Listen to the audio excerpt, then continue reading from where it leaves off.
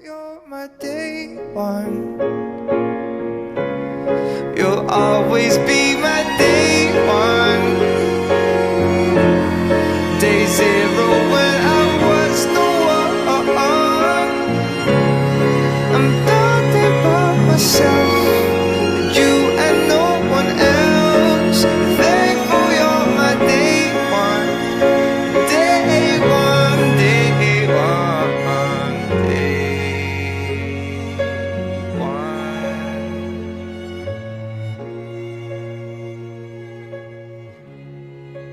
Thankful you're my day one.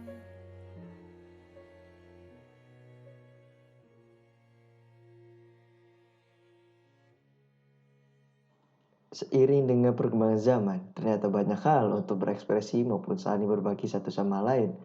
Terlebih di era yang serba digital saat ini, pemilihan medium seperti YouTube, Instagram, podcast, dan alternatif lainnya memberikan pilihan berupa audio dan visual menjadi favorit banyak orang. Podcast salah satunya, yang notabene hanya memiliki format audio tak lepas menjadi pilihan alternatif. Modernisasi penyiaran melalui terlihat ketika podcast muncul di tahun 2007 yang sering disamakan dengan radio. Podcast adalah rekaman audio yang dapat didengar oleh khalayak. Namun, kedua hal tersebut sebenarnya jauh berbeda karena podcast kontennya rata-rata diisi oleh rekaman, bukan siaran langsung. Dengan adanya podcast, siapapun bisa menuangkan ekspresinya, tak luput dari kalangan mahasiswa yang berkecimpung sebagai podcaster. Salah satunya adalah Joya Tiara, mahasiswi jurusan periklanan dari Politeknik Negeri Media Kreatif Jakarta. Berawal dari kegelisahan hati yang ingin diutarakan sehingga dia tak mau terpuruk dengan keadaan dan tetap produktif. Di luar dugaan ternyata banyak yang terpikat oleh cerita asmaranya. Awal buat podcast itu pertama-tama kan iseng. Terus iseng-iseng tuh awal-awalnya tuh ngejadi. Terus jadinya fix itu gara-gara gue putus sama orang. Kenapa gue buat podcast gara-gara gue putus? Karena gue pengen, gue gak mau kayak cewek-cewek yang lain gitu loh, putus ngeraung-ngeraung, sedih, 7 hari 7 malam nangis, gak produktif gitu. Buang-buang waktu. Gue pengen diri gue itu gak merasakan itu, tapi gue pengen di saat gue sakit hati atau lagi patah hati, gue melakukan hal yang membuahkan hasil atau produktif. Jadi gue buatlah tuh podcast. Kebetulan pas banget pas buat podcast, isi hati gue lagi hancur berkeping-keping, nangis beberapa hari. Jangan sampai gila gitu gara-gara diputusin. Sebenarnya buat podcast itu cuman nggak gue jadiin hobi sih, jadi kayak gue jadiin kelebihan yang ada di diri gue aja. Ternyata orang banyak suka juga, terus ya udahlah gue lanjutin daripada setengah-setengah. Kasian orang yang udah dengerin terus nungguin. Menjadi seorang podcaster tak lupa dengan konten-konten yang menarik untuk memikat para pendengar, salah satunya konten asmara dan kisah nyata atas kegelisahan remaja, terutama remaja perempuan. Tak semua konten yang ada dirasakan langsung oleh Joya Tiara. Adapun permintaan dari para pendengar untuk menjadikan konten, cerita podcast diangkat sesuai dengan kisah nyata, sehingga Joya Tiara tak ingin para pendengar merasakan nasib yang dialaminya dan memberikan solusi atas permasalahannya, menjadikan obrolan dan topik-topik menarik untuk dibagikan. Pertama sih gue buat podcast itu supaya apa yang gue rasain itu gak dirasain lagi sama orang lain.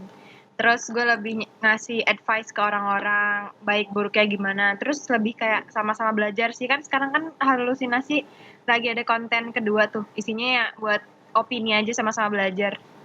Cerita gue banyak tuh sebelumnya, seluruhnya cerita gue. Jadi kadang gue disuruh sama teman gue buat ini dong, cerita tentang diselingkuhin atau apa. Jadi kayak kebanyakan request juga. Gue berat patah hati mulu dong.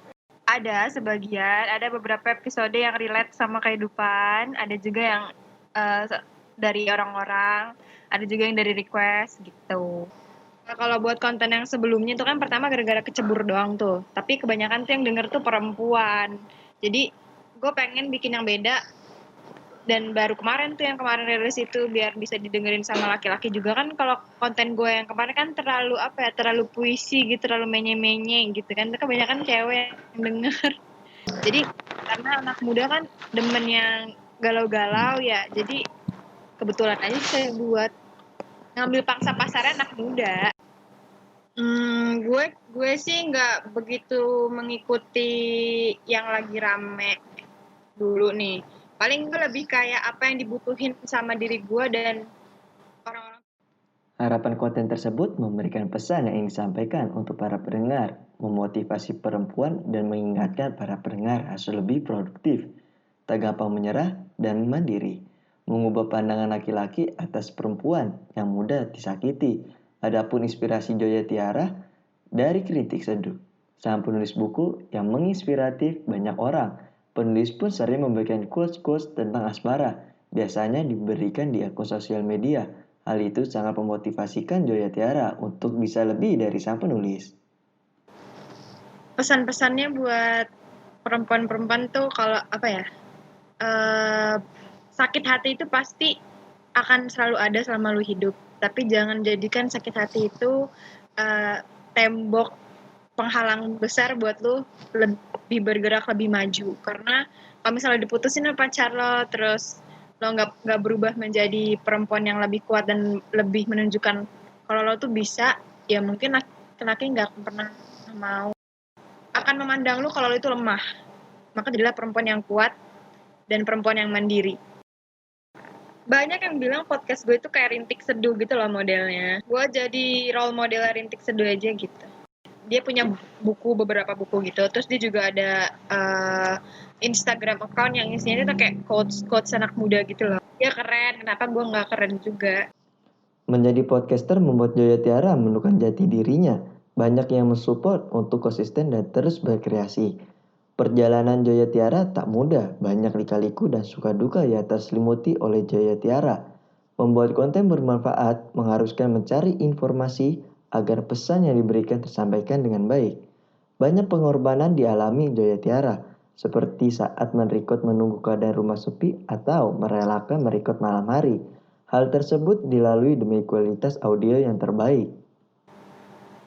Awal-awal sih gue nggak cerita, gue langsung buat gitu karena kan kondisinya lagi patah hati, jadi ngapain gue ceritakan. Terus kesini-sini gue bilang sampai ya didukung suruh buat konsisten. Kalau buat apa-apa tuh kalau udah konsisten pasti apapun yang diinginin itu tercapai gitu doang. Terus tantangan yang paling berat banget itu apa ya? Diri sendiri sih. Gue jadi nggak ngerasa sendirian.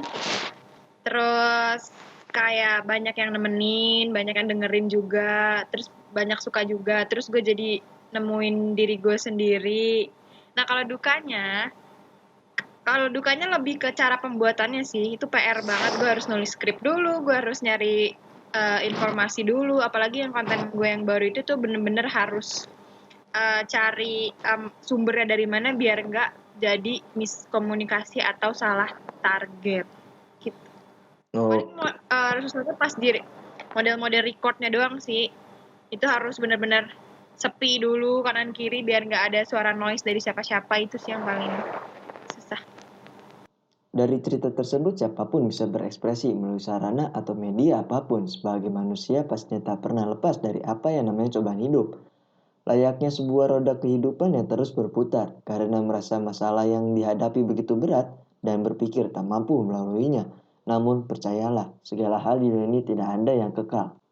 Semua akan berlalu, begitu juga dengan permasalahan hidup. Agar masalah cepat teratasi dan tidak menjadi beban hidup, kita harus mencoba berpikir positif dan menjauhkan dari pikiran negatif.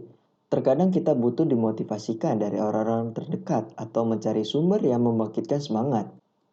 Ada baiknya curahkan kreativitas diri sendiri selagi hal itu bermanfaat dan positif. Ingat, jangan pernah terpuruk dengan keadaan.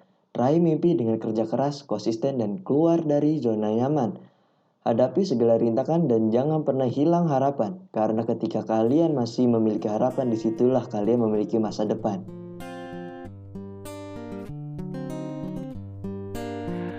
Apapun mereka bilang, tekadku takkan hilang. Jalanku masih panjang, garis akhir yang ku pandang. Apapun mereka bilang, tekadku takkan hilang. Jalanku masih panjang, garis akhir yang ku pandang. Apapun mereka bilang, tekadku takkan hilang. sakit.